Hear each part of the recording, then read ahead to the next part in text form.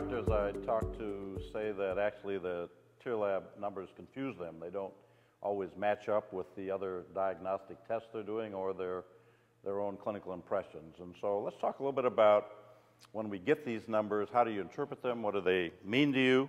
And how do they guide you in your diagnosis? So Ken? It's critical, first of all, to look at both eyes because the intra-eye difference is just as important. So if there's an intra-eye difference of greater than 8 points, then that's an abnormal or unstable tear film. And then obviously the higher the number, the more abnormal it is. What I like to do is get a series of tests and monitor it over time. What you'll find is when the eye is unstable, when the tear film is unstable, the numbers are higher, but the range is much wider and the intra-eye variability is much wider. Over time, as treatment goes forward and the patient improves, you see that curve narrowing and the overall level decreasing.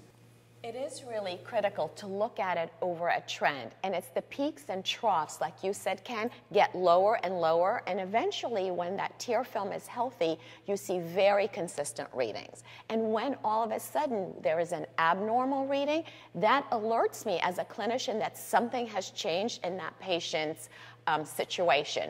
And I have had circumstances like that when this patient was doing really well and all of a sudden there was a spike in her numbers, and it turned out that her primary had put her on a new antihypertensive medication with a diuretic, and all of a sudden her numbers were very atypical.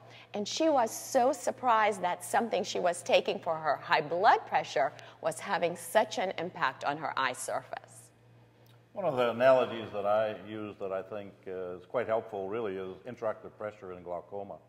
And it's really almost the same. We wouldn't diagnose glaucoma only using intraocular pressure, but I don't think many of us would want to practice with glaucoma patients without being able to measure an intraocular pressure. And the same thing with osmolarity. The pressures vary all over the place, and in addition, a dissimilar number, one eye to another, is really a very helpful finding when we're trying to diagnose glaucoma. And then it makes us look at the other things that we need to look at, the optic nerve and visual field, and in this case it's corneal staining, one of my favorites, tear breakup time, and the like. So that's, I think, an analogy that most ophthalmologists might find useful, and I wouldn't want to practice glaucoma without pressures, and I don't want to take care of my ocular surface disease patients without a tear film osmolarity. So what about therapy? Are we seeing that when we treat patients and treat them effectively that the tear film osmolarity responds? I mean, is it a useful test to monitor therapy? Absolutely. When I look at my tear osmolarity numbers over time, I customize the treatment for that patient depending on what the peak is of the tear osmolarity number. The higher the number, as Chris mentioned earlier, the more disease there is. So I may be more aggressive my initial algorithm, starting the patient on a specific treatment regimen. And over time, I see the tear osmolarity numbers come down and be a lot more consistent. You know, another interesting part of that is that the symptoms often lag behind the signs. So it's great for getting to reinforce the patient to use their medication. They may come in after a couple months of using cyclosporin and not feel significantly better. But I can tell them, your osmolarity came down from 350 to 311. You're making progress. Stick with it. It's going to take time. And I think that's been really helpful in getting patient compliance.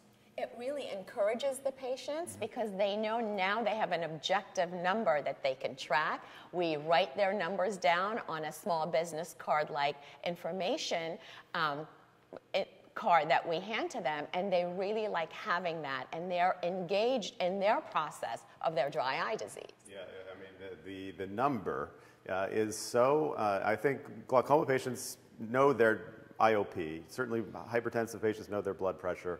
All diabetics always know what their hemoglobin A1C is, every single one. And this osmolarity measurement has been very similar buy-in from patients. They're very engaged in this, and it truly helps compliance. I mean, every patient they're going to take their drops. If it's cyclosporin twice a day, they're going to take it, hoping that the next time they see me or their eye doctor that number has come down. Yeah, it's amazing. So how often do you have a patient where they'll have an elevated tear film osmolarity maybe as a preoperative test, but in the review of symptoms, their patient really didn't have any symptoms. And then when you see that, you go back and you ask a few questions, and often you're surprised how many symptoms they have that just weren't elicited because they were there mainly because they couldn't see well and wanted cataract surgery and was a secondary issue. Does that happen often to you? It actually does, and that's where training the technicians to ask a broader range of questions is what we have focused on in our practice. So it's not just questions like, does it feel like you have something in your eye? But it's things like, are your eyes feeling tired towards the end of the day? Does your vision fluctuate, especially late afternoon when you're focusing on an e-tablet or a computer monitor? So it's these more sophisticated questions that I've trained my technicians to ask. And it's surprising once you delve to that level, how many people say, oh yes, absolutely. And those are the signs and symptoms of an unhealthy and unstable tear film. The fluctuation that you mentioned is really critical. Cataracts don't fluctuate. Correct. So we frequently will have patients coming in saying they have trouble reading and they're sent for cataract evaluations. But when you ask them further, I can read for an hour and then my vision gets bad, their cataract didn't just change. So those patients, you really want to be aggressive with treating their tear film, and then you can get a better assessment of their cataract. Yeah, I think that's one of the most, at least historically, one of the most overlooked symptoms of dry eye disease and tear film instability is that fluctuating vision. My vision, I put a drop in and it gets better for a little while, then it gets blurry again, or I blink a few times and yeah, it clears up, but then it gets, that's dry eye disease until proven otherwise.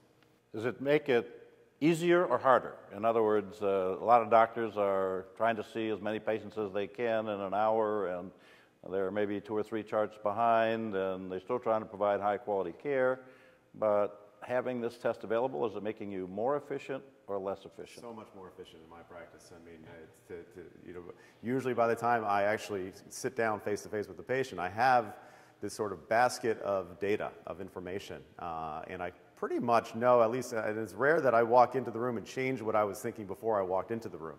And so it does save me time in the sense, and it also saves the patient. I think the patients have fewer questions when you present them with this data. Oh, your osmolarity was 350. You know, that's very high. You have severe dry eye disease, and I looked at your eye and I see some signs of that as well. We need to treat you. We need to treat you aggressively.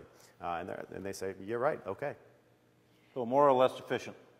And also, it reaffirms a lot of the patient's kind of feelings. So many times, these are patients who've gone from practice to practice, shopping around for somebody who will listen to them, who will actually believe in what they're saying. So finally, when they come to our practice and we say, absolutely, I see what's going on, these are your abnormal numbers, they are relieved. Often they've said, thank you, I thought I was going crazy, or comments along that line. So it's very helpful to our patients. It does make us more efficient, but it makes us better. And you know, one of the reasons why we were inefficient before is because there was nothing we could do. So now you actually, or we couldn't figure out what was going on, I should say. 50 years ago, we didn't have MRIs to pick up things, so the doctors did their exam and they were done because they didn't know what was going on. Now we actually can identify something and then you can take action. So in the big picture, although it's an extra step, which really doesn't take long, particularly when you empower your technicians to do it, it makes us more efficient in the treatment of that patient going forward.